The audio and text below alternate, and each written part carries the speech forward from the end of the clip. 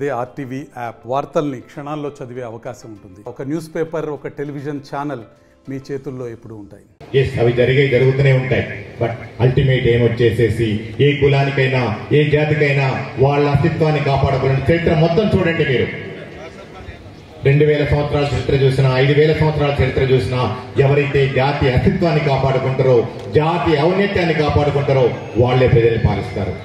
అది ఈరోజు కాపు కులానికి ఉందని చెప్పేసి, మున్నూరు కాపు కులానికి ఉందని చెప్పేసి నేను సగర్వంగా నమ్ముతున్నా. ఈరోజు నేను ఒక ఉద్యోగం అవ్వచ్చు, బట్ 25 సంవత్సరాల ఉద్యోగంతో పాటు గత 2 సంవత్సరాల నుంచి కూడా నాన్నగారి పేరు మీద కొత్తగూడెం పరిసర ప్రాంతాల్లో డాక్టర్ జిఎస్ఆర్ ట్రస్ట్ పెట్టి విద్య, ఆరోగ్యం, ఉపాధి, ఉజ్వల భవిష్యత్తు కోసం అనే నినాదంతో విద్యాపరంగా, ఉపాధి పరంగా, ఆరోగ్యపరంగా అనేక సేవా కార్యక్రమాలు నిర్వహిస్తున్నాం. నేను ఇంత చదువుకున్నా, నాకు అన్ని అర్హతలు ఉన్నాయనే ఉద్దేశంతో నేను అక్కడ ఎమ్మెల్యే టికెట్ ఆశించడం జరిగింది.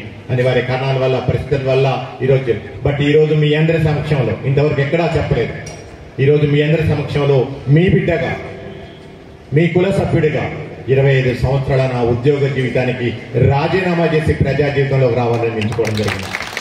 అది ఏదైనా సరే ప్రజాక్షేత్రంలో ఉండాలని నేర్చుకున్నా, ప్రజా జీవితంలో ఉండాలని నేర్చుకున్న నా మొదటి సేవ ఏదైతుందో అది ఫస్ట్ నా కులానికి, అది నా కులం నుంచి స్టార్ట్ అవుతుంది. అంటే రాబోయే రోజుల్లో నా కులానికి సేవ చేసిన తర్వాతనే మిగిలిన వర్గాలకి, మిగిలిన సమాజంలో ఉన్న అన్ని రకాల ప్రజలకి సేవలు అందించడానికి నేను ప్రయత్నం చేస్తాను తెలుస్తున్నా.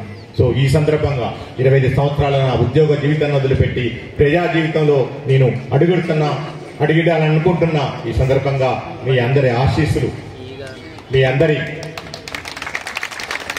ఆదరాభిమానాలు, ప్రేమ ఉండాలని చెప్పేసి తప్పకుండా అంటే నా ఎప్పుడు కూడా నాకు చదివినంత వరకు, అది విద్యాపరంగా కానివ్వండి, వైద్యపరంగా కానివ్వండి, ఇంకా ఏ పరంగా అయినా సరే నేను ఎప్పుడు మీ అందరికీ అందుబాటులో ఉంటానని మరొకసారి మీ అందరికీ తెలియజేస్తున్నాను. మరిన్ని వీడియోస్ కోసం ఛానల్ ని సబ్స్క్రైబ్ చేయండి. లేటెస్ట్ అప్డేట్స్ కోసం వాట్సాప్ ఛానల్ ని ఫాలో చేయండి.